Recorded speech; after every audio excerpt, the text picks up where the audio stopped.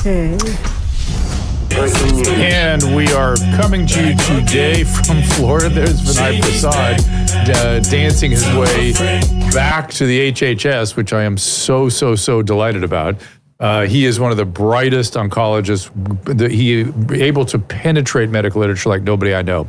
So, got a lot of show today. We're going to talk to Miranda Devine. She was at the center of the Russiagate. She's been at the center of the laptop, the Hunter Biden laptop. She, of course, has been a journalist for quite some time with the New York Post, and she has some shocking revelations. First, though, we are going to speak to my friend Patrick Pennie, who I'm calling the king of stem cells. We've done a little bit on stem cells lately, but I thought we should talk to the king. He understands this better than anybody I know and has one of the best procurement systems out there. We're going to talk about that, and we're going to talk about teens and residential care all after this. Our laws as it pertains to substances are draconian and bizarre. The psychopaths start this way. He was an alcoholic because of social media and pornography, PTSD, love addiction, fentanyl and heroin. Ridiculous. I'm a doctor, for sake. Where the hell do you think I learned that? I'm just saying, you go to treatment before you kill people. I am a clinician. I observe things about these chemicals. Let's just deal with what's real. We used to get these calls on Loveline all the time. Educate adolescents and to prevent and to treat. If you have trouble you can't stop and you want help stop it, I can help. I got a lot to say. I got a lot more to say.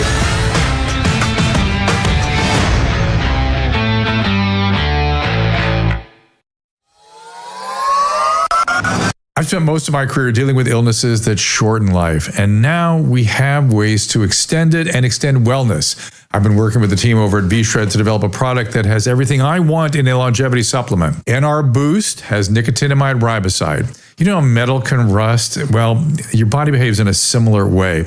It's mediated through something called NAD. NAD falls as we age, so we're less able to fight off that oxidative process. We oxidize much like that metal. And NAD fights it, but nicotinamide riboside elevates NAD so we can push back on those oxidative stressors, improving health, improving longevity. The other product is Senosync, has fisetin, one of the key molecules to fight off zombie cells, and we've added resveratrol to that, which is a well-known anti-aging antioxidant again. I don't like supplements that have a ton of ingredients. To me, it suggests that none of it's working. When I prescribe a medication, I prescribe that medicine because I expect that to work. That is exactly what I've done with these products. And I want you to go to drdrew.com/vshredmd for 10% off. Again, that is drdrew.com/vshredmd.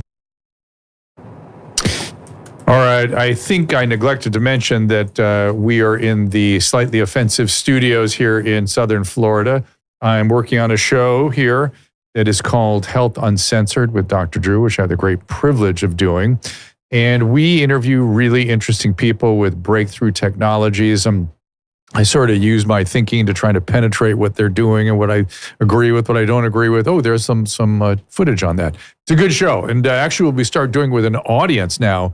That will start tomorrow. So it's on Lifetime. So do please check it out. You can also learn more about it at drdrew.com/Health Uncensored. No, just go to, it's on the homepage. Yeah, it's there. It's on the homepage. And on the homepage. Also, we have Health Uncensored with Dr. Drew on Instagram, so sign up there. But Can they sign up and get tickets and come see the show?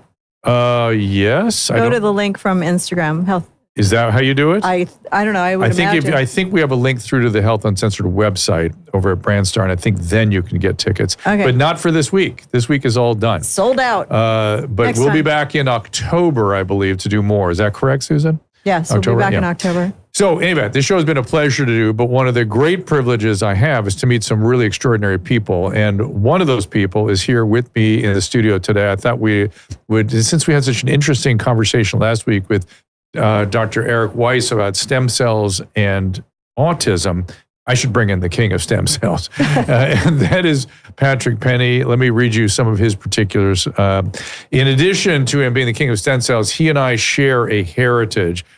He was an ICU nurse, like at the top of his class. I mean, somebody who, the kind of person I attached myself to regularly to help manage patients in the ICU.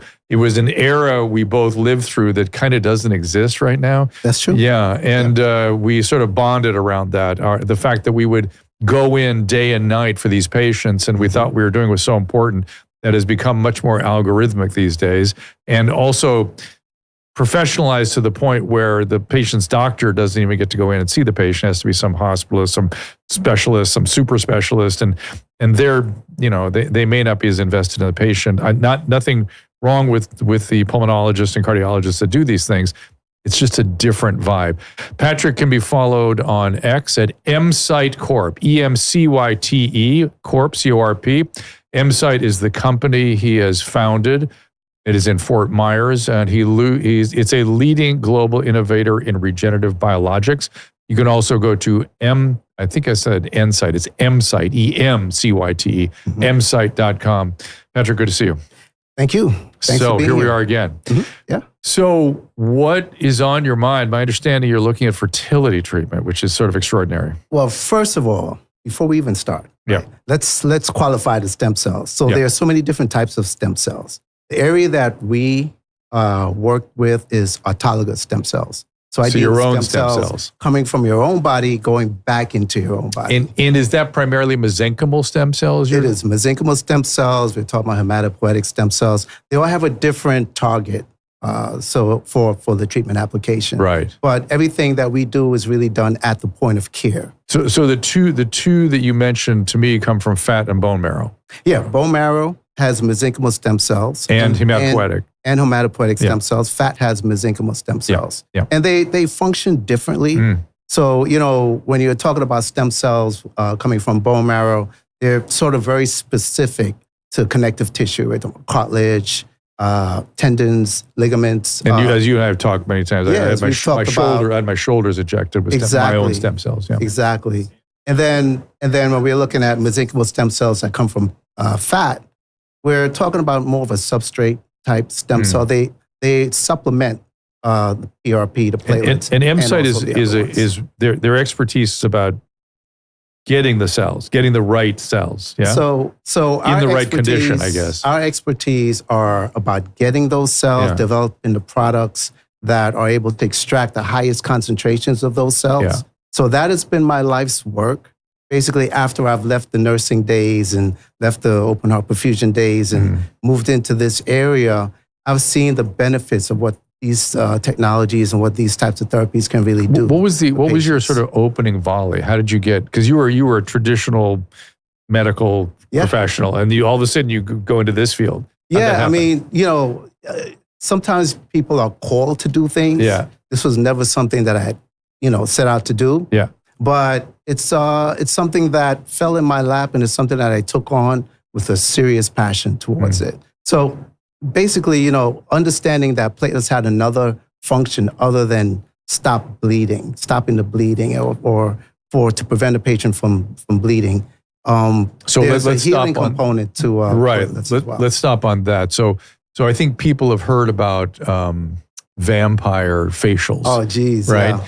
And isn't that an attempt to kind of get PRP, platelet-rich plasma, into the collagen, essentially? It is to get it into the collagen. Yeah. So the vampire facelift, you use the PRP, you apply it topically through microneedling onto the skin, and it's supposed to help build collagen and help build tissue so that it reduces the fine lines and wrinkles and things but like that's that. the same cell types, the pieces of cells, quite literally, which are the platelets, which have these rich anti-inflammatory properties. Correct, Yeah. correct. So, I mean, yes, the platelets have that property, but there's more than just the platelets. Yeah.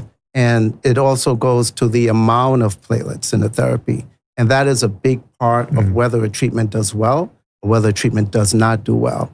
So really, to sort of back it up a little bit, you have a lot of patients out there that want to get treated for, say, their joints, they've got joint pain, various different types of pathologies, things like that. And then they said they want to go get a PRP treatment done. So what we would find is there's some patients that would have great outcomes. Some patients won't have such a good outcome. And really the question that we need to ask is, where did you get the treatment done? What type of PRP was there? Did the doctor do a validation of the PRP to make sure that it's reaching the clinical thresholds? So do we have enough platelets in there? So those are some of the things that I think are important. And that is where I focused a lot on, making sure that our technologies, that our PRP meets a specific threshold that we know will have a good outcome for a patient. Susan, do you have any questions about this? Because you like all the PRP stuff. I use the PRP on my face and my neck and my chest. But he's saying that might not be quite up to, certainly not up to his standards. Oh, what do you have to use? Well, yeah, what I'm saying really is the amount of the PRP, is the amount of platelets within the PRP. Okay. So there are a lot of doctors out there that really do not validate that. Yeah. They don't count that. They just spin down the... So your own blood is not enough? No, your own blood. Okay, put it like this. Say, I'll just do a quick analogy. So say your house is on fire, okay? And you call, so that is your injury, the house on fire. And then you're in the Palisades, okay? Okay, but you don't want it there. I've been in the Palisades since I was and there's 19. no water. Yeah. So now you make that phone call, and now the fire, they're coming to put the fire out. So say you have one group of firemen come with a fire hose, and another group of firemen come with a bucket of water, okay? Now we know that water can put out the fire, but only one of those is actually going to have an effect in that situation. Yeah. Well, that is the type of thing that we do here. Yeah. We come with the fire hose. So they both have platelets, but we have enough platelets to be effective for that patient. And so there's the sort of overview. What's going on with fertility?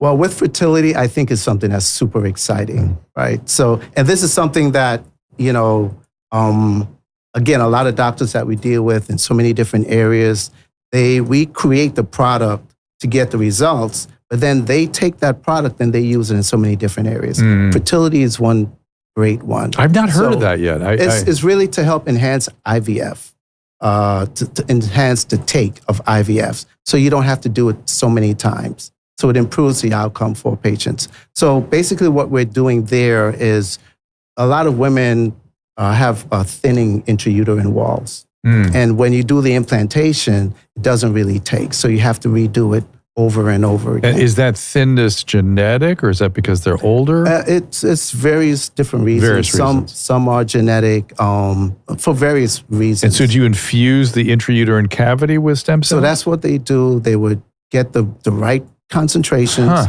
the right formula of the PRP. They would infuse it and bathe the intrauterine cavity and also inject into the intrauterine cavity. And over time, it thickens that wall. Oh, interesting. How long does that take? Well, generally, and we're going to talk about this in a few days, but generally, I would say it would be from a few months, so they would have repeated treatments. And then they would reevaluate. Are we going to talk to somebody who's been through successful care? Yeah, so we're going to have that conversation. So Patrick is going to come on Health Uncensored again, and it's just my privilege whenever he does, which I didn't know what we were doing this week. I find out when I go in. Yeah. So, and last time I talked to you, you brought Danica Patrick in, a different Patrick. Correct. And she was an enthusiast of your interventions as well. Yeah, I mean, Danica Patrick, she had first used our products on her dog, which she had tremendous results. And then after we became more acquainted, I said, let's treat your dad that had multiple tears in his shoulder, rotator cuff. And after a single treatment, which is also very important, after a single treatment, he had a great recovery. He had almost complete repair of that, of the supraspinatus tear that he had there. She was, I see her on Instagram and things still, and she's very enthusiastic about your intervention. Yeah, I mean, I think that, she will continue to see some of the great work that we do, not just with her father, but so many other people. And that really drives her, that inspires her to continue to sort of support us, and sort of really promote some of the things that we're doing. So if people want to, so is it professionals come to MSite? So somebody who's deploying the stem cells is who you want to hear from, not the patients? Or you want to hear from both? We want to hear from the patients and we want to hear from the doctors. And so they go, either would go to emsite.com? Correct. They will go to emsite.com. emcyte.com. And what are they going to find there? Well, they're going to find our website. They're going to find what we talk about as far as our biologics are concerned. And there's so many things to what we do. We do a lot of research. We do a lot of training and education for our physicians. And we establish and develop protocols to allow our doctors to make sure that they're doing the correct treatment applications for patients. Now, before the mics heated up, someone who will go unnamed in this studio went, "What about baldness? Oh, Is that coming? Will this work for baldness?" Baldness, we can treat baldness, but it really goes down to the diagnosis first. What's causing the baldness? What's causing the baldness? It has to be inflammatory. First. Right. It has to be inflammatory. There are many different things that so we like look at. alopecia areata, you'd be great for. I think so, yes. Yeah. Yes. Yeah, and in combination with adipose too, which is something that we're looking at. So not just the PRP, but adding a little bit of the adipose. Mesenchymal stem cells. The mesenchymal stem cells really gives autologous. Again, you do a little liposuction and then put it in. Yes, and exactly. what is your, what's your vision for the future? So something I've never asked you, and I'm kind of interested in that. Listen, the vision for the future revolves around the patient. So what really upsets me are patients that get PRP and they don't have a good response because the doctors are not using the right protocols or they're not validating the PRP. And a patient, they think one PRP is the same as all PRP. And that's not the case. So patients need to be educated as to the type of PRP that they're getting and how many platelets are in that PRP. They really should know. I think it's a doctor's obligation to tell every patient what is that platelet count. Are you getting 10 billion platelets, 9 billion platelets? Are these platelets? And what does it mean? And what it means is this scientifically proven or scientifically accepted for a positive outcome for whatever injury you're dealing with.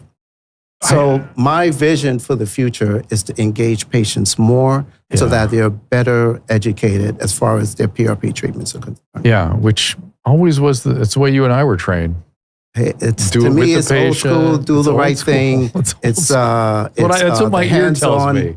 You know what I mean? Says old. That's the way we always did it. Yeah. It's weird that we have to articulate it separately now. Yeah. It's like I go through a repeated cycle of trying to teach this and trying to impress this on patients and trying to get doctors to embrace this idea. So I did it in the mid 2000s, and from 2010, now I'm into another decade of really talking about educating the patients and really engaging them.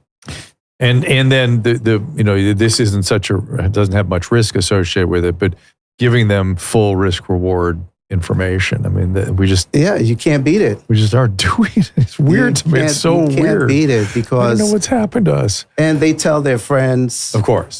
So I hear the great stories. I hear the great outcome stories, and that's what inspires me to keep going all the time. And I know how important it is to make sure if you're getting a regenerative treatment done, it's done the right way. Well, look for Patrick on previous episodes of Health Uncensored with Dr. Drew, and he's coming up on one that will air probably a couple of weeks. Again, it's all on Lifetime, but we have it all online too. Find it on Instagram. Find it at msite.com. Do you have this segment up on msite? It will be there. Okay. Do you, how about the old ones? They're on our training site. So it's GulfCoastBiologics.com. Because the one we did with Danica was kind of fun. It was that was a lot of fun, yeah. All right. Well, it is always a privilege to have you and to know you and to hear what you're doing. So I appreciate you coming in and just enlightening this audience too. Thank you for having me. Yeah. All right. Always. So I will see you tomorrow or Friday? You will see us both days, tomorrow and Friday. We've got 2 great segments coming. We're doing fertility and erectile dysfunction. Oh.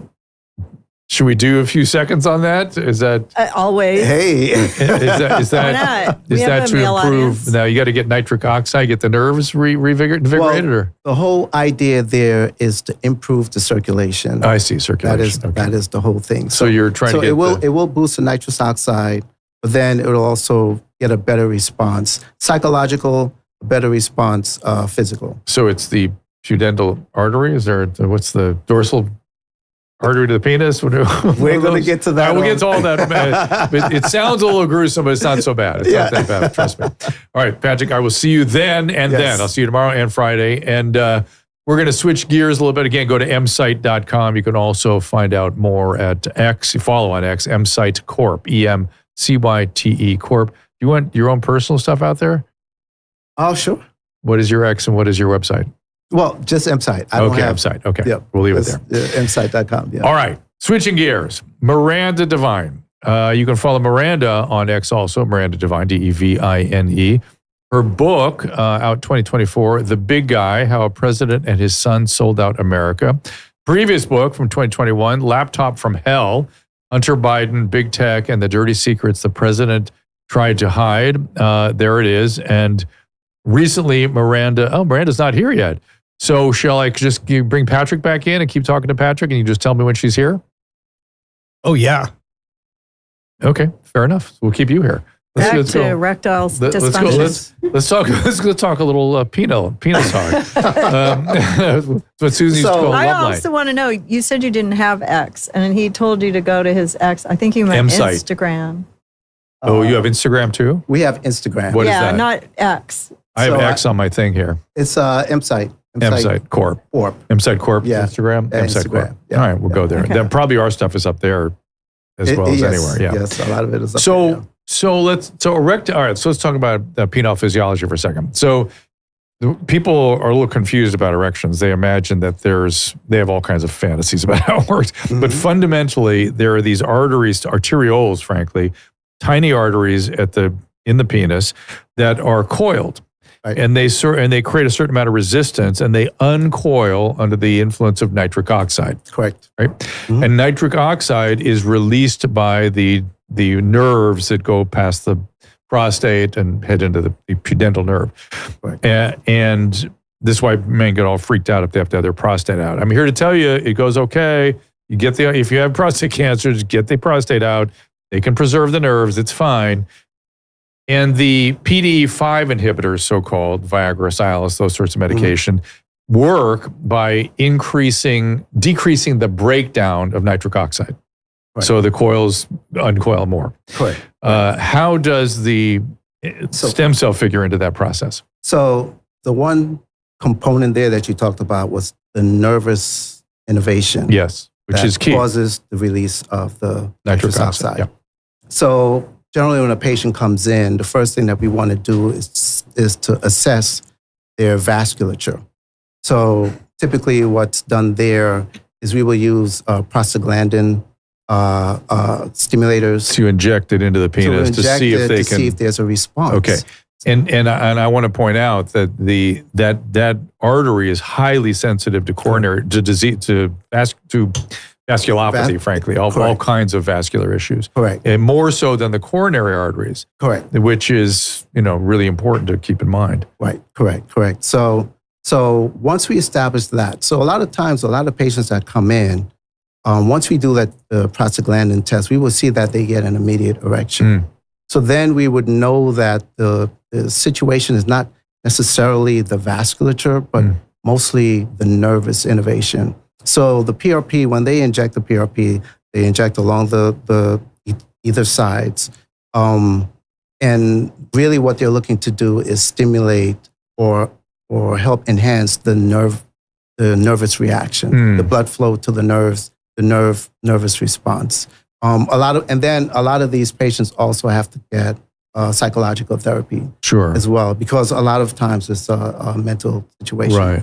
But if we do get into a situation where it is a vascular problem, multiple injections are done. In addition to that, and we'll hear more about this, there'll be multiple injections done. And in addition to that, they will be doing a lot of the use of pump. And then they will be sent home on the prostaglandin therapy. Got it. Which they would have to do essentially every day. It's really about feeding those nerves. That is the whole Yeah, thing. so I It's really about see feeding what the you're. nerves. So it's not about the arterial coils. It's really about Correct. getting that, and the nerves are highly sensitive to their Correct. vascular supply. Right. All right. Well, that is our primer. You have to go back to Health Uncensored with Dr. Drew to get the full story. Patrick, thank you again. We had to do both sides, the male and the female version today. That's right. We did the uterine perfusions and the penile perfusions. So Right. that's the way it goes. We are going to talk about something entirely different. Let's put Miranda's book back up there again. The Big Guy, How President and His Son Sold Out America. And her old book was Laptop from Hell, which I think is a great topic. There's the Big Guy. And she has been sitting at the center of the Russiagate and the Hunter Biden laptop, and has recently interviewed some of the major players and broke some of the important stories, or the important insights around the story, I should say. Miranda Devine, welcome, and thank you for coming. Thanks so much, Dr. Drew. Good to be with you. So We have to take a little break, though, before. Oh, we do? Yeah. I thought the break. Well, let me talk to her for a while, then we'll take a break. Okay. Sorry, I didn't mean to do that. Because I'm very anxious to talk to you. There's so much going on. Okay. I've noticed that. Maybe we can just sort of start with this sort of phenomenon I'm seeing. It reminds me of vaccines. In that, if you go, hey, what's going on over there, Miranda? What are you finding? What are you hearing? What are you seeing? What is the facts you're uncovering? Oh my God, you are a MAGA extremist. What is wrong with you? It reminds me of vaccines where you went, I'm not sure. Is there an adequate data to have a mandate for vaccines? Oh my God, you're a Trump voter for sure. I don't understand that. We're just trying to uncover the truth. Yeah, you're spot on. And I think the reason is that there's just grown up this censorship ecosystem, and any dissent, whether it was on COVID, vaccines, or Russiagate, or Hunter Biden's laptop, you name it, this grand ecosystem would kick in, and it would, part of it was just shaming, cancelling, calling you MAGA or whatever. But part of it also was literal censorship by social media. And we saw the hand of the Biden administration in that when, there was a lot of threats made to those social media companies by various operators that worked for Biden. And we saw that all laid bare in that court case, which was Missouri versus Biden. Yes. And my thought process was that sort of got undone, particularly when Elon Musk came in and bought X. And yet I'm seeing the same kind of energy again. It feels very familiar. My just going, hey, I'd like to talk to Miranda and see what she's finding out, what she's thinking. Oh my God, you're a Nazi. You're a Nazi. Now I know you're a Nazi. And I'm like, wait, I just like to, this reminds me, I'm no longer going to cave to that shit either. Because during COVID, I was like, I guess maybe I was confused. I thought maybe I'd done something wrong. I didn't know the government was part of what was coming down. But there's still this sort of weird, I don't know what it is. It's psychology where you're not allowed to ask questions if it implicates, like you're not allowed to ask, for instance, could a vaccine cause autism? I don't know. Could it? Oh my God, you're an extremist. Could President Obama have had something because if he had some duplicity, could he have known something? I don't know. Why can't I ask that question? And you've been at the middle of it. And Tulsi Gabbard was recently in front of you. What did you learn? Well, she is incredible. And I think in part she is so tough and so unyielding and so kind of implacably opposed to these forces of darkness that you're describing that are trying to keep the truth hidden from the American people. I think she's been immunized against those dark forces by having been part of the Democrat machinery. She was a vice president of the DNC. She ran for president on the Democratic ticket. She fell afoul of Hillary Clinton. So she has seen the absolute worst of the worst. And in fact, it culminated in her being placed on the TSA's Quiet Skies surveillance program, which basically treated her like a domestic terrorist and meant that every time she got on a plane domestically, she had a team of marshals following her. Her luggage was, searched to within an inch of its life. She was patted down, hours and hours. I think it was 24 times she was detained, to the point where the poor people who were patting her down and searching and looking in the lining of her suitcase for God knows what, were apologizing to her. I mean, the photo that was used that they had on their file for her was her congressional photo. She was an acting military member of the military reserve, I think a lieutenant colonel. And so it was just outrageous what was done to her. But now the shoe is on the other foot.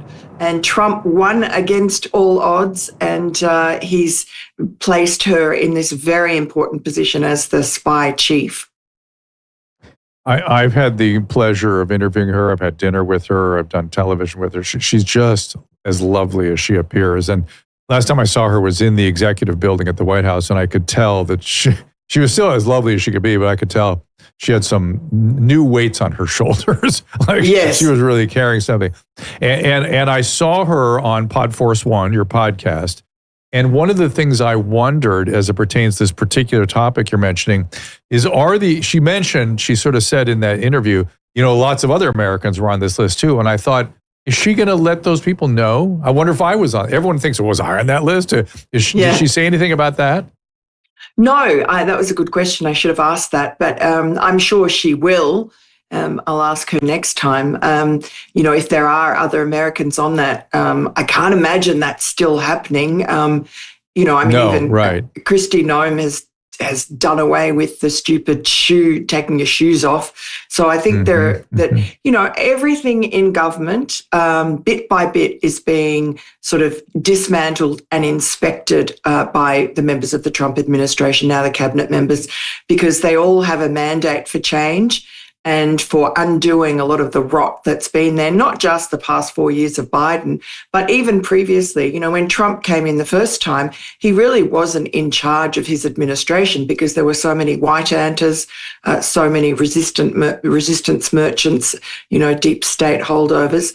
But now he is in full control, and everybody is in his administration is all marching to the same tune. So I think we'll see some good and lasting change. I know the Post is coming out to California. Are you going to be a part of that squad and help us out on the West? Well, look, I haven't been asked yet, but, it's all hands to the wheel. So I certainly don't mind helping. I hope my columns will find their way over there. I write about national things, and I'm sure that I'll be writing more and more about California, and particularly Gavin Loathsome, who really has presidential ambitions. I find him, I'm always astounded when people say, how good looking he is and how appealing he is. And I think he just reminds me of Patrick Bateman. There's a sort of a reptilian sort of vibe that I get from him, but his charms are lost on me. Not the first time I've heard that exact description. But if you live under his rule, it's particularly disturbing. It's just so terrible. So here's what I want to do. I want to take a little break. And what I want to get into, if you don't mind, is, and this is really a giant question mark over my head, and it's a lot of what I was getting attacked by on X today. And it is a good question, because I don't really fully understand it, which is, why didn't or did the previous investigations give us the same understanding of what was going on with particularly the Steele dossier? We can include Hunter Biden's laptop. Why didn't those previous investigations yield something? And I understand there were things hidden here and there, but these were high-level, professionally managed, and it almost defies understanding to go that, what's the poor guy's name that's now in a dementia home, which also is kind of weird and spooky. Mueller. Why couldn't Mueller find? He seemed like a very competent guy. Why couldn't he uncover all this stuff? I want you to get me into that topic after the break. We up for that? Yeah, sure. All right. We'll be right back with Miranda Devine after this.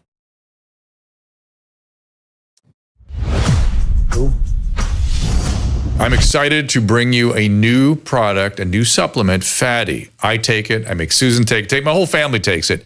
This comes out of, believe it or not, dolphin research. The Navy maintains a fleet of dolphins, and a brilliant veterinarian recognized that these dolphins sometimes developed a syndrome identical to our Alzheimer's disease. Those dolphins were deficient in a particular fatty acid. She replaced the fatty acid, and they didn't get the Alzheimer's. Humans have the same issue, and we are more deficient in this particular fatty acid than ever before. And a simple replacement of this fatty acid called C15 will help us prevent these syndromes. It's published in a recent journal called Metabolites, It's a new nutritional C15, pentadecanoic acid, it's called. The deficiency that we are developing for C15 creates something called the cellular fragility syndrome. This is the first nutritional deficiency syndrome to be discovered in 75 years and may be affecting us in many ways, and as many as 1 in 3 of us. This is an important breakthrough. Take advantage of it. Go to fatty15.com/Dr. Drew to receive 15% off a 90-day starter kit subscription, or use code Dr. Drew at checkout for that 15% off, or just go to our website, drdrew.com/fatty15. Weight loss and gum loss, the wellness company's got you covered with new products. Drop. It's for aggressive appetite control. It comes in easy-to-use liquid drops. No prescription, no painful shot. It is an oral peptide called retartritide. It actually mimics the way the body naturally loses weight, and it is designed to support faster, more focused weight loss when combined with healthy eating and exercise. And Smile is a breakthrough fluoride-free peptide toothpaste. It gently whitens and reverses gum loss, actually rebuilding tissue at its source with a proprietary blend of peptides, remineralizers, and soothing botanicals. Go to drdrew.com/TWC for more information on Drop and Smile, and check out another new and innovative solution for hair loss called Roots while you're there. That's drdrew.com/TWC for 10% off. Now, if you want to see stars, you have to watch them dance, dive, or go to rehab with Dr. Drew. Dr. Pinsky told me that you are having some issues. He says I'm depressed. Are you?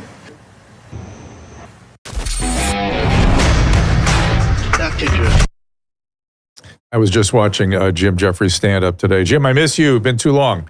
Paleo Valley, fast becoming a source for healthful, high-protein, nutrient-dense snacks for everybody. I don't need to tell you how much we love the grass-fed and finished bone broth and beef sticks. In fact, we brought the bone broth. I put it by your bedside, Susan. We have a big bag of bone broth with us on this trip. We also go for the extra virgin olive oil and the beef tallow. We use it in cooking all the time. The polyphenol-dense coffee is cold-pressed. Oh, I'm sorry. We'd go for the coffee also, but the polyphenol-dense cold-pressed olive oil, just hours after harvest, retaining health benefits at their peak, meticulously sourced from a single organic valley in rural Greece. They think of everything at Paleo Valley.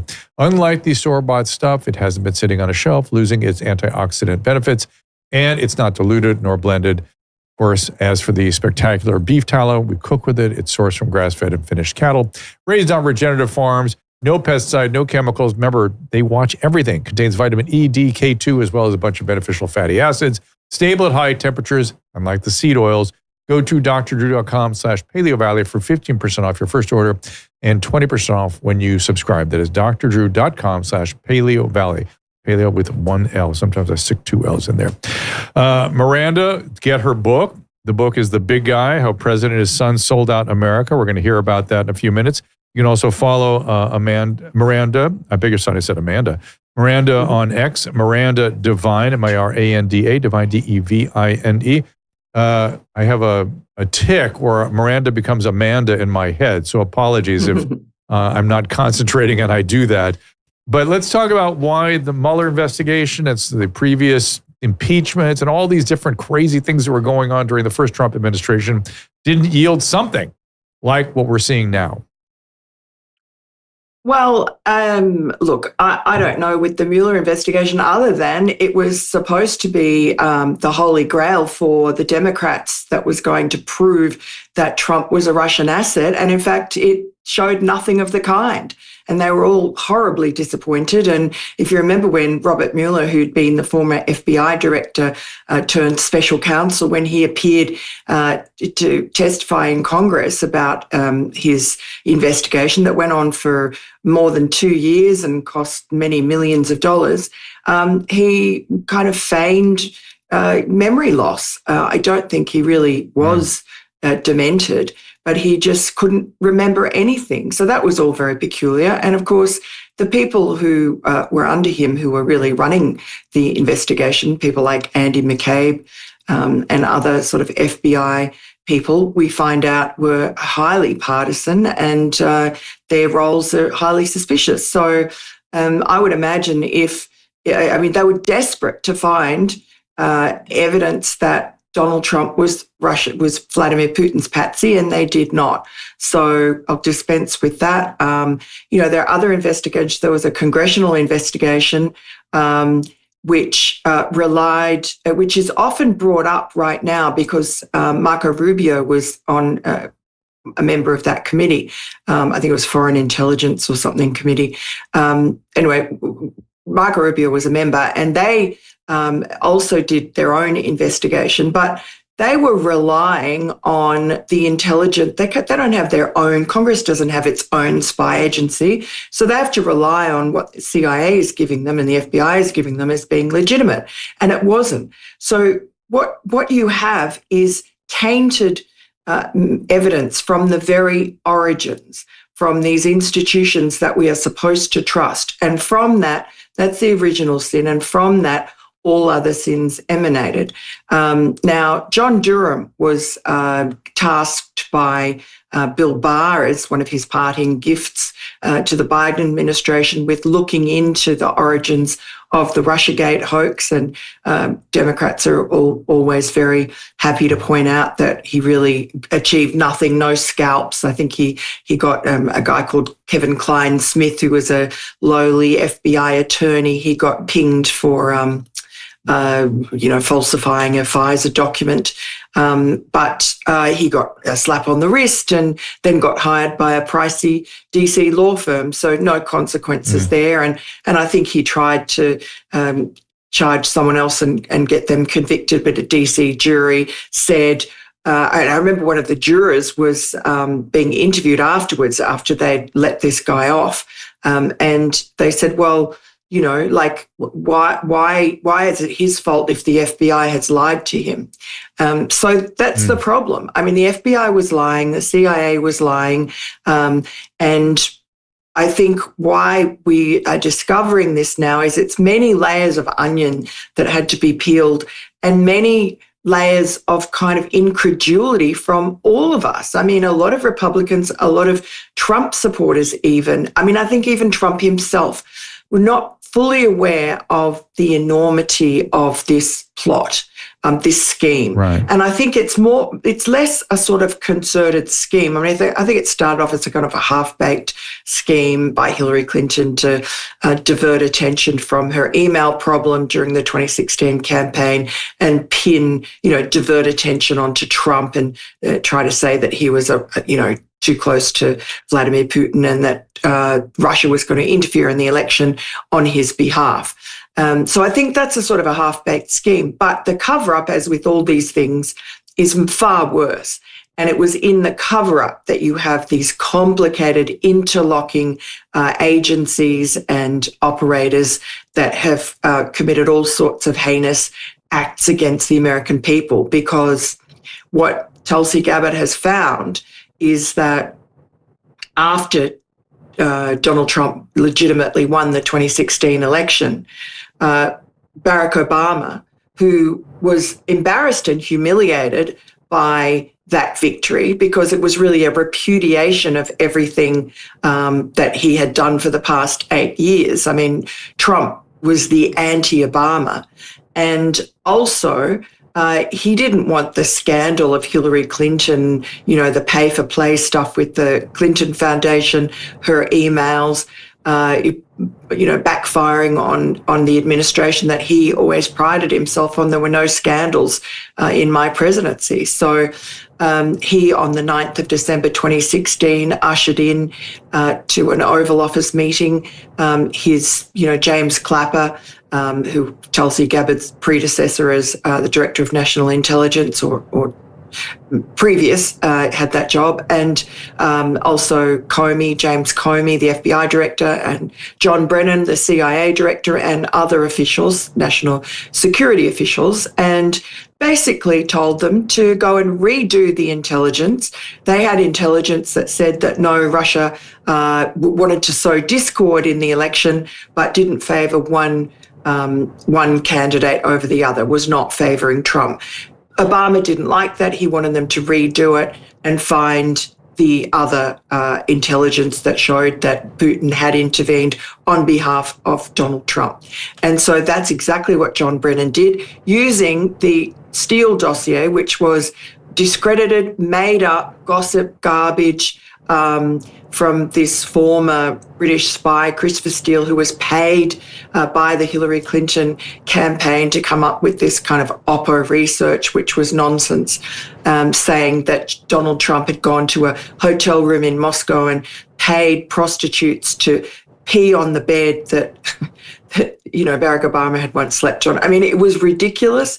And Donald Trump has told me that his wife, Melania, just said, well, I know that's not true because you're a germaphobe. There's no way that Donald Trump would even contemplate doing that. It was ridiculous. And all the facts they had, the made up facts were wrong. They didn't gel with, dates that people were places. So it was made up, and that's been proven since. But, at the time, the FBI knew that it was bogus, and so did the CIA. And in fact, in some of the documents uncovered by John Ratcliffe, now the CIA director, they found sort of communications between John Brennan and the top Moscow experts in the CIA who are saying, no, we cannot use the Steele dossier. It will discredit this entire, assessment that we're making, intelligence assessment that we're making about the election. And John Brennan insists on keeping it in. And he says, well, it sounds good, doesn't it? And not only was it kept in as a sort of an annex, an appendix, but it was also formed part of the body of that assessment.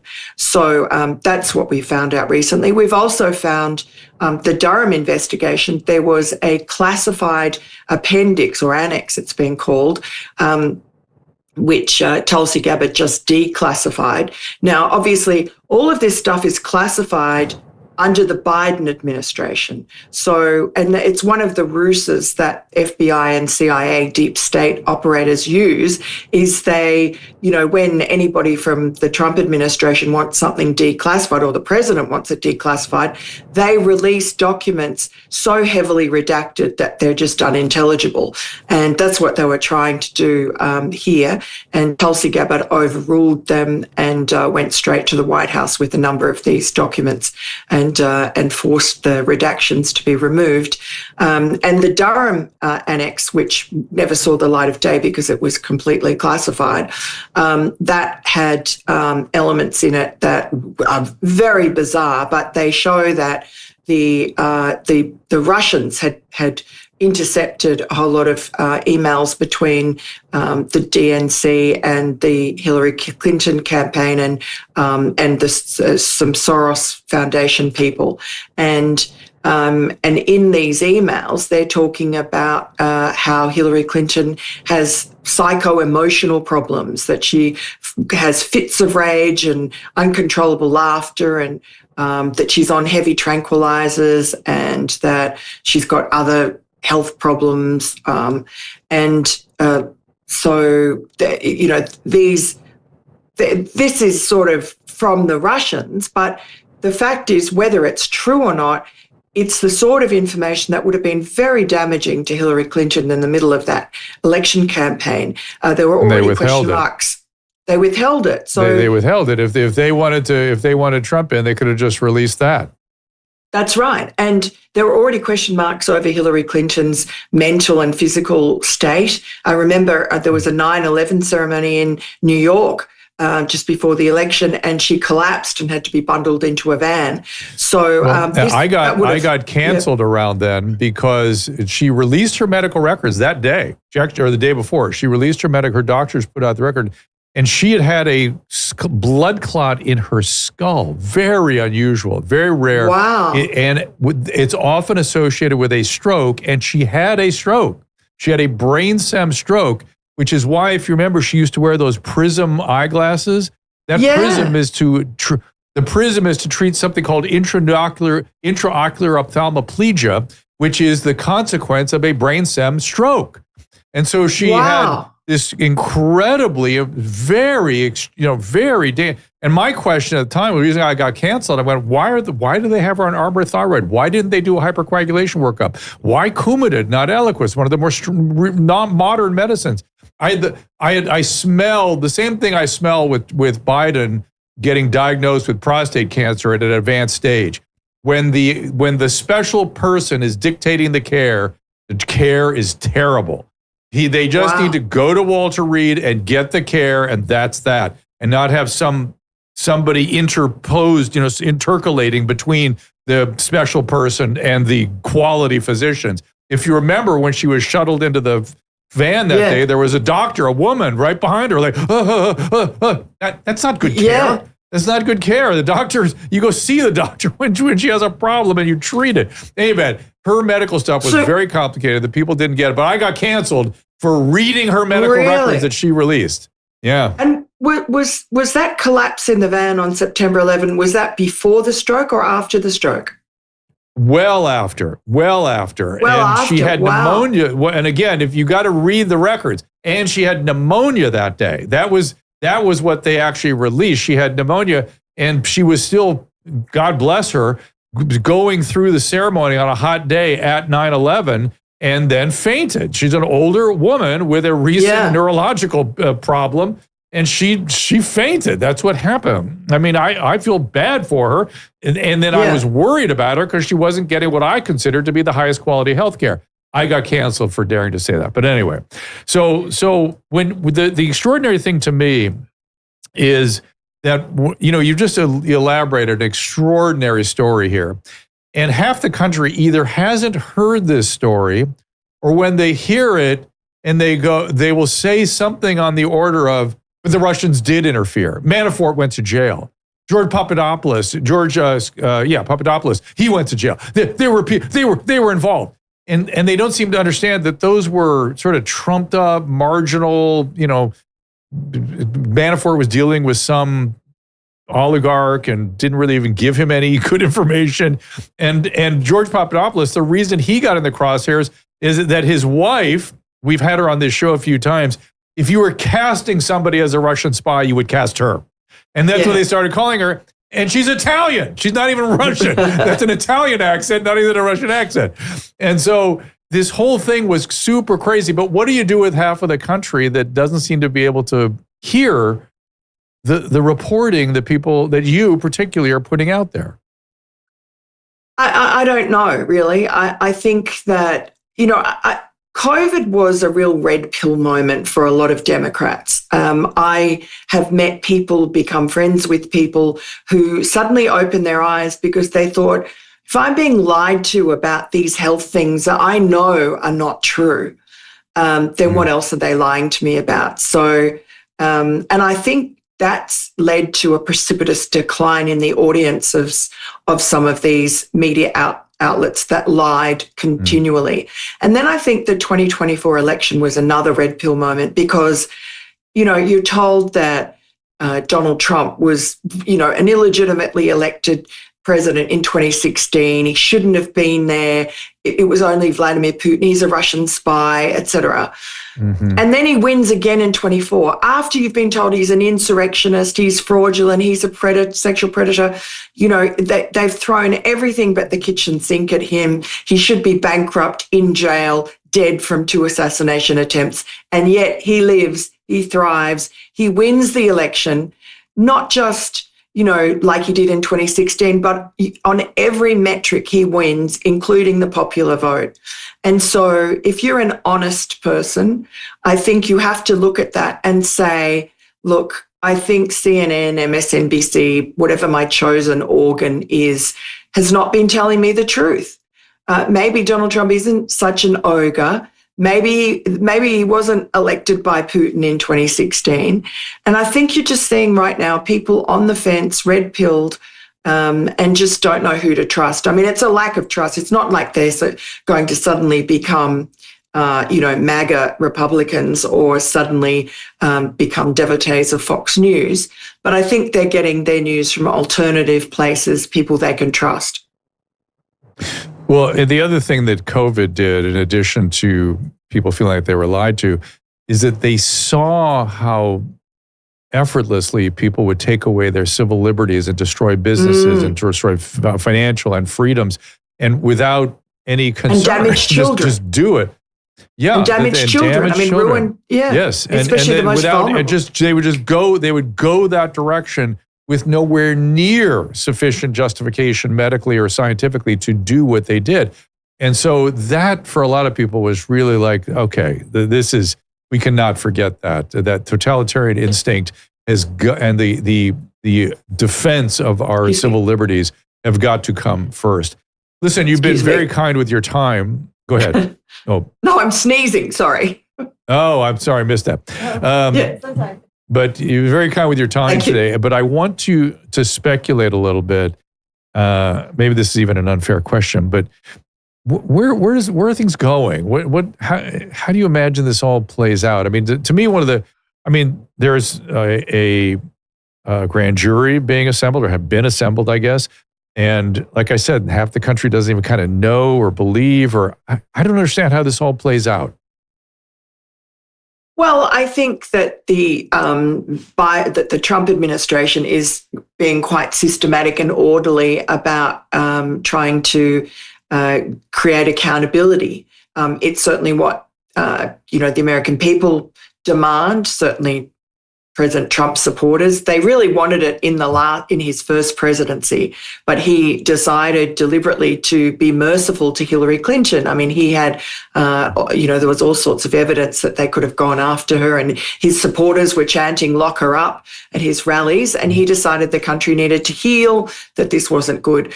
And in return, they just committed all sorts of lawfare and atrocities against him. So he understands now that there needs to be accountability for there to be deterrence. And that is being characterized as retribution by his detractors. But whatever way you call it, there will be some sort of accountability legally.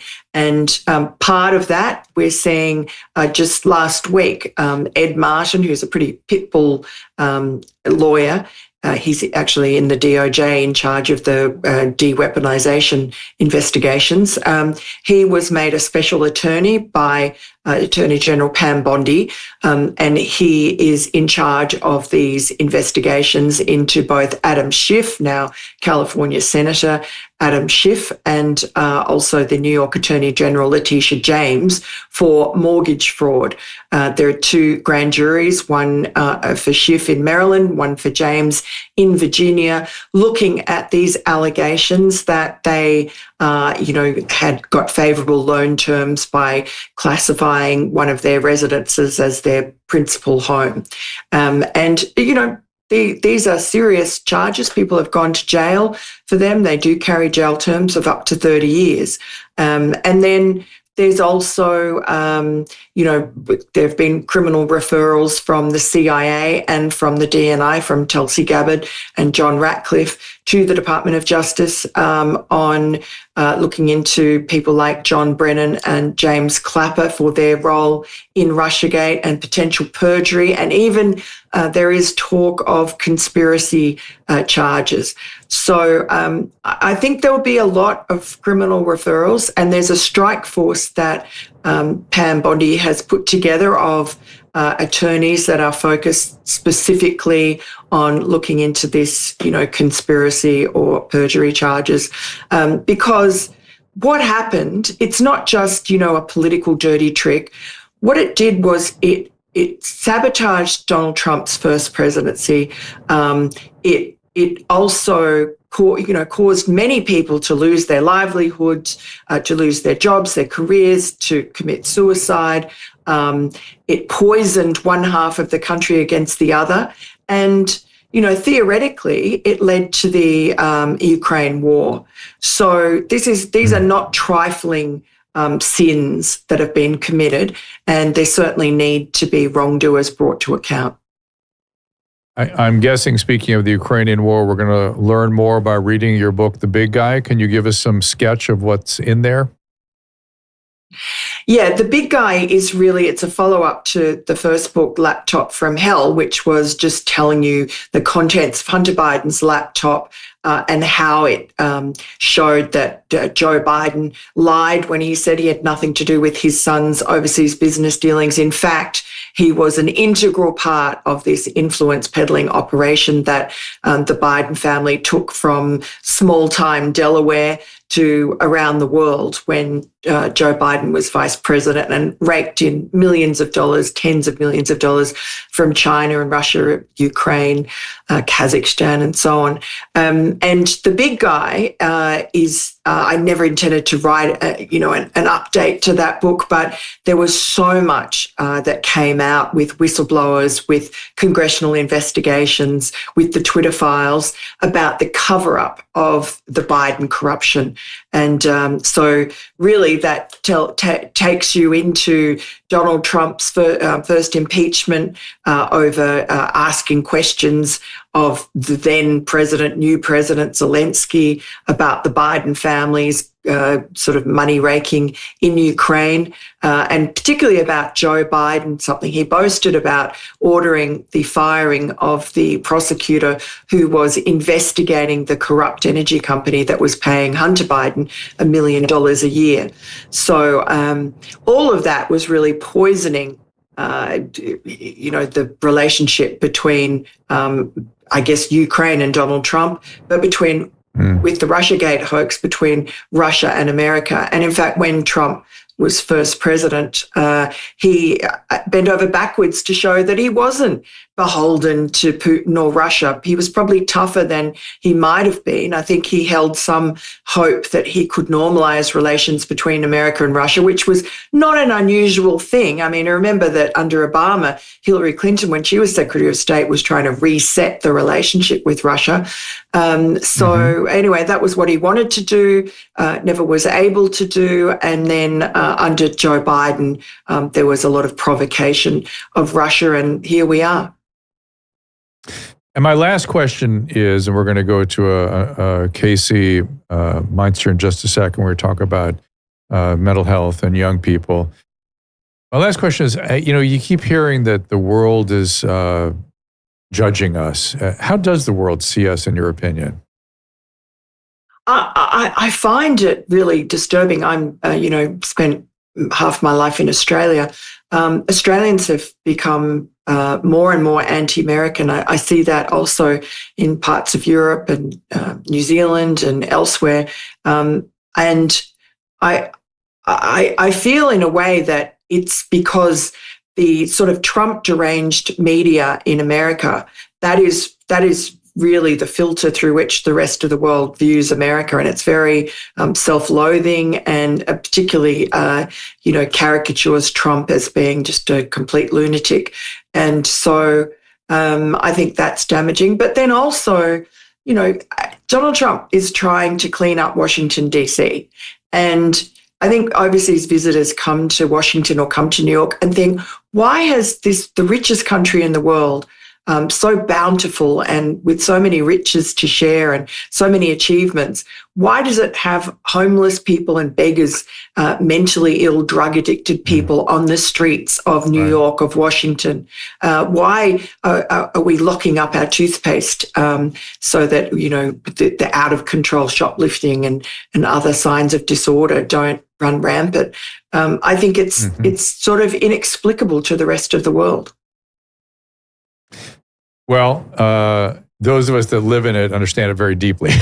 I'd say California invented all this, and so I understand it more than most. But okay, well, I really appreciate you coming in and explaining such interesting material to us. I hope you will come back. This is something that requires like constant vigilance and tune-ups and reporting and getting the facts straight, because again, if people want to have conversations with other people, you have to kind of know the facts, and you can't just jump to these sort of simplistic ideas that so many are jumping to.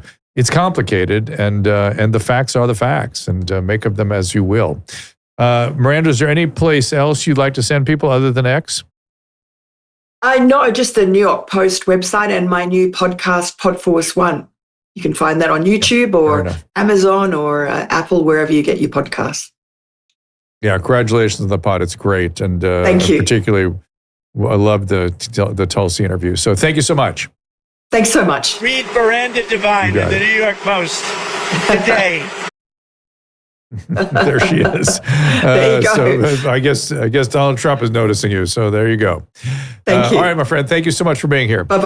All right, we are going to switch gears yet again. We've gone from stem cells to reporting on Russiagate. What's the matter, Susan? You're shaking your head at me. Lots of good stuff. Lots of good stuff. Now, I want to explain what this next topic is. This is an organization that Susan and I have supported for decades. I've always said that if there could be 10,000 or even just 1,000 of these Hillisides, it's called Hillisides. Hillisides.org is where you can find out more about it. We had 1,000 organizations like that. The mental health problems in this country would be brought to nil. They have been historically a therapeutic learning environment.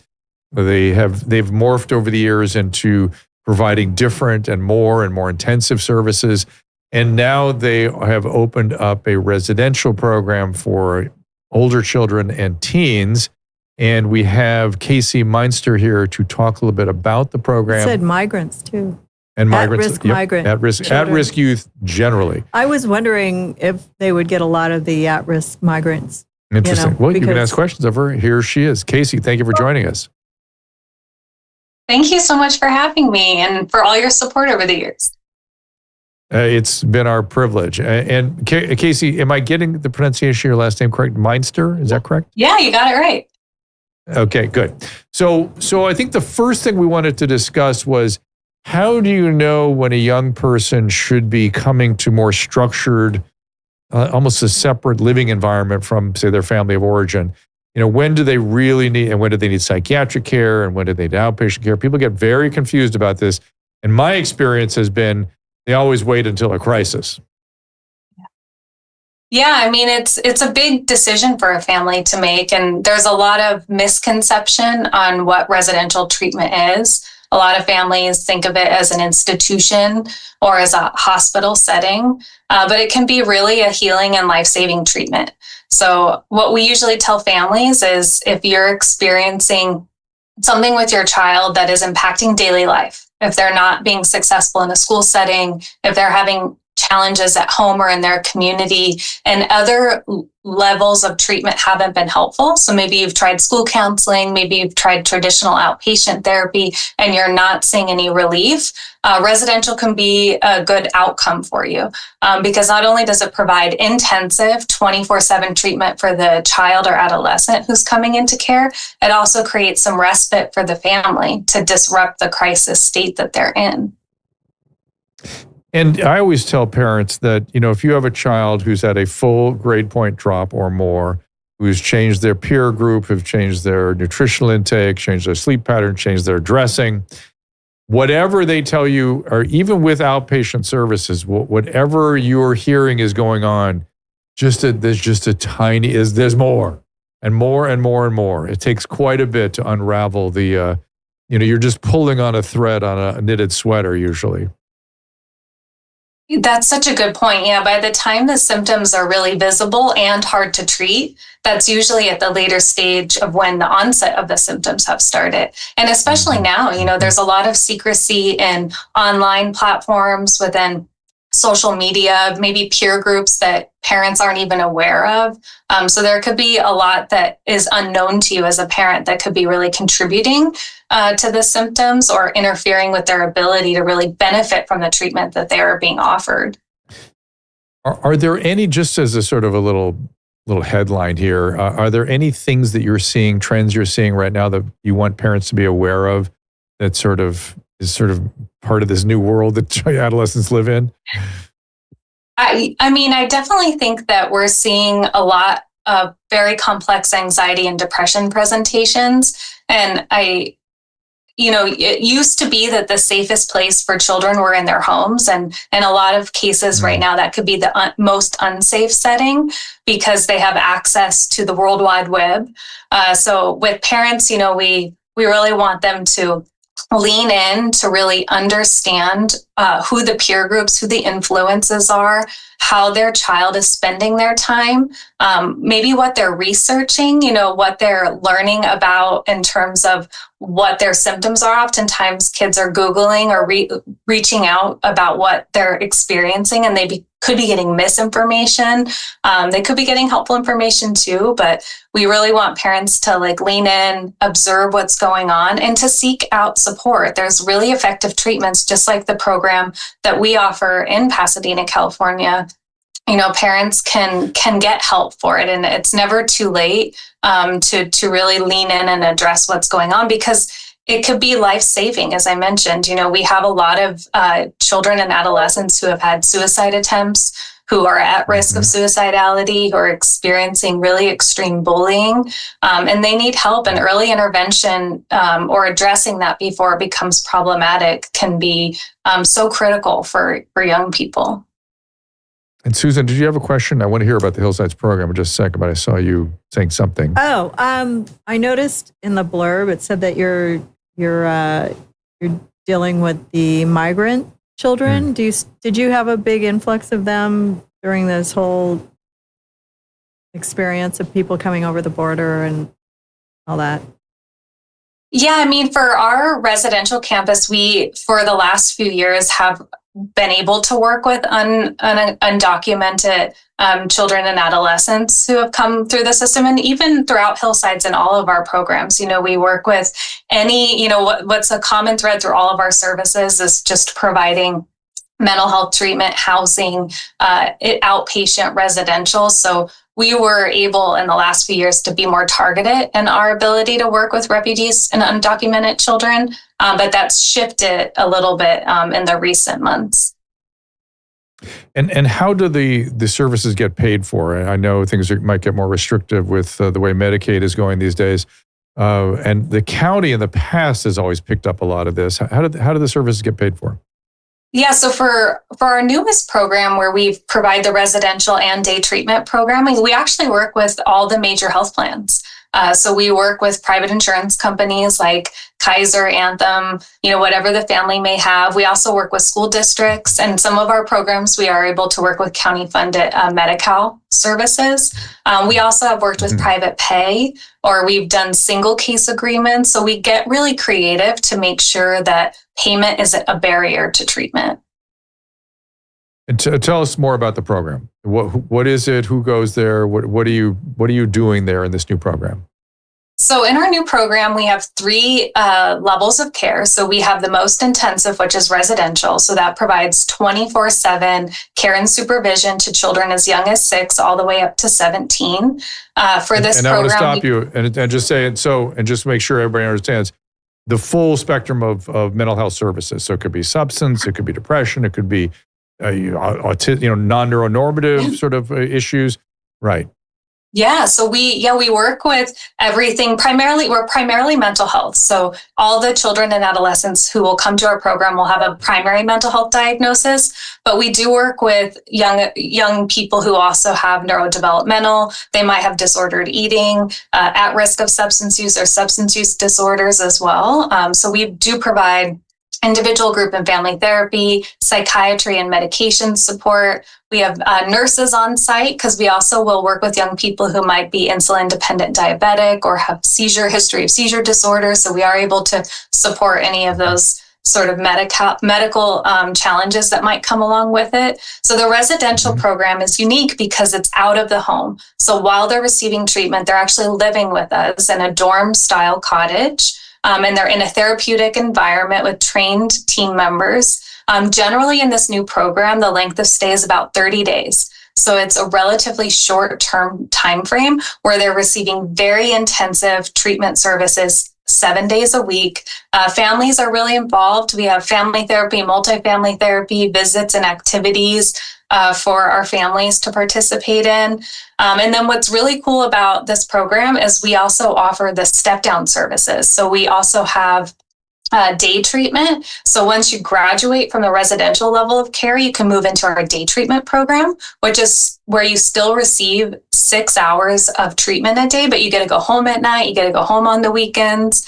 And then there's another step down from there, which is 3 hours a day. So we are able to provide that continuity of care so that as they're recovering and healing from it, they can kind of slowly reintegrate back into their families, back into the schools that they were attending. So it's a really great treatment option, and it is considered higher level of care. So it's really meant for children and adolescents who are in a mental health crisis, who might be a danger to themselves or to others, or they might be turned away from other less intensive treatment services. Oftentimes they get turned away because of their diagnosis of autism, or if they have a history of aggression.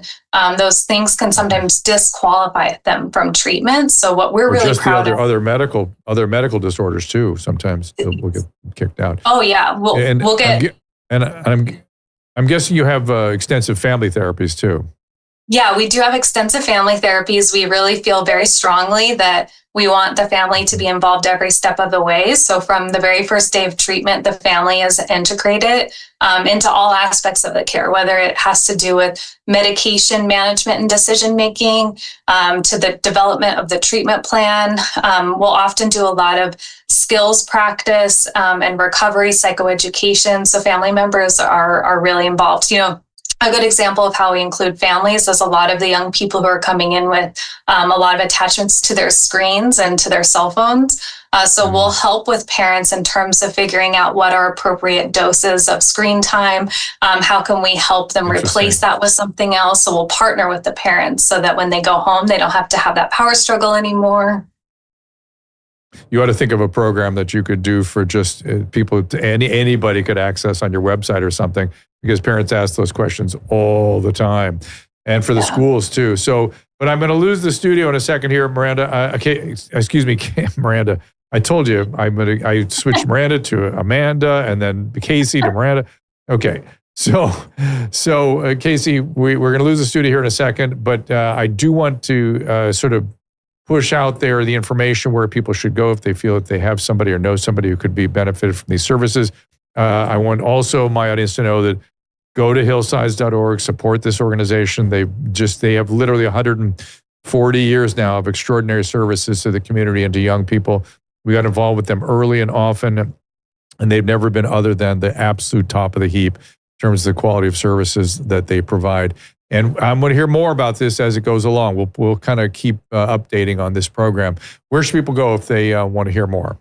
Yeah, thank you so much. Yeah, please go to the hillsides.org. We also have a dedicated intake line at 323-316-9830. And so we have dedicated team members that can help answer all your questions about your family. Say that or again. whatever. Do it again.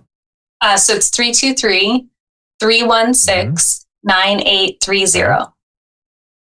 Got it. Okay. Well, Casey, thank you so much. I'm trying to think of any Hillsides on Facebook, Hillsides Heals on X, and hillsides.org. And Casey, I appreciate your time. Thank you so much for having me. You got it.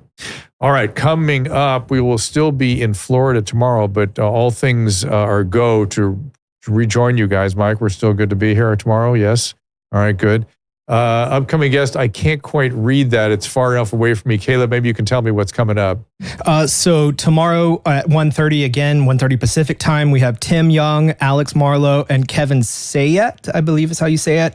On the 19th, we allegedly... Kevin Sabet from Smart, he's the Smart marijuana guys that my daughter supports so thoroughly. The 19th, we allegedly have Roseanne possibly. Really yes. Oh, nice. What's that, Susan? Somebody on Twitch asked at the beginning if they were like 25 and they smoked marijuana and dabs and everything, and they feel like they're having mental decline. And yeah, no kidding. What could they do? And I just responded, maybe try quitting and see if it gets any better. It takes like a year. How old a person? 25. No, I mean it. Like my daughter had that, and she literally, after a year, she felt better. Like it took a while, but yes, the cannabis is so powerful now. Some people are really badly affected by it. And if he cannot stop, there are 12-step programs, just 24 hours a day. go to an AA meeting, go to a Marijuana Anonymous meeting. There are people that can help you who've been through exactly what you've been through. And hearing your story over and over and over again can be very helpful. But is there anything that you can take neurologically? Yes, like there's a lot of NR? things that can be taken. Yes, I'm not going to make specific. There's actually some research on this right now. But yes, there's a number of things you can take. I don't know if he's still on there. He was. The big problem in cannabis withdrawal is they will not sleep for about 3 months. And there are things to do to help with that. And they get somewhat paranoid. And so there's things to do for that. Yeah, it's hard. But if you can get off of miserable. it in your 20s, you'll be much better off. Oh, yeah.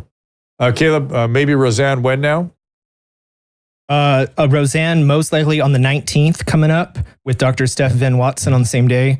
Then on the 20th, Dr. Kelly Victory is filling in as host with Dr. Ryan Cole. Mm-hmm. We have Steve Hilton on the 26th. The 28th for Skid Row with Art Kleinsmith. And then on September 4th. Art just had some knee surgery. Yeah, no, he's going to come in probably Zoom, but we will actually end up walking Skid Row in October. But he's the head of SAMHSA, the Substance Abuse Mental Health Services Association. So we need another guest with him. And lastly, on the 4th is Salty Cracker for Drew's birthday. Oh, yeah, that's what I'm talking about. I hope we don't have jury duty that day. I'm praying that you don't get it on your birthday. Yeah, we got to. Drew and I have to go to jury duty the same day. I know we get punished for being honest. That's the problem. But I want to get it. I've always wanted to be on a jury. Oh, well, you can go my step. But Drew will probably get called in, and I'll just sit there with the homeless people and not get called. Well, we thank you all for being here. We thank our guests today. Let me look at the restream, the chats really quick to see what you guys are up to. Susan, anything in the rants or the chats that we should hear about? Well, that one guy who was asking about pot, but Okay. Smoked weed since I was 15. Some can't handle it. Yep, that's true. And some people get psychotic, some people get addicted. When I was 20, I'm 25 now. Some fogginess is gone, but memory is not what it was. Oh, he did quit. So, sorry, Will. When did he stop? When he was 20. Now he's 25. No, would not, 5 years later, would not have continued effect, no. But is there anything you can do? Like take? That's something else. He should get a neurological evaluation for sure. But that's not the cannabis. Now, maybe it's sort of interesting though, because like everybody says alcohol is so bad for you, but pot's okay, and cocaine's bad for you. No, pot's okay. No, not if you're an addict. You have to stop everything. But the memory problems that he's describing are more common from stimulants, particularly meth.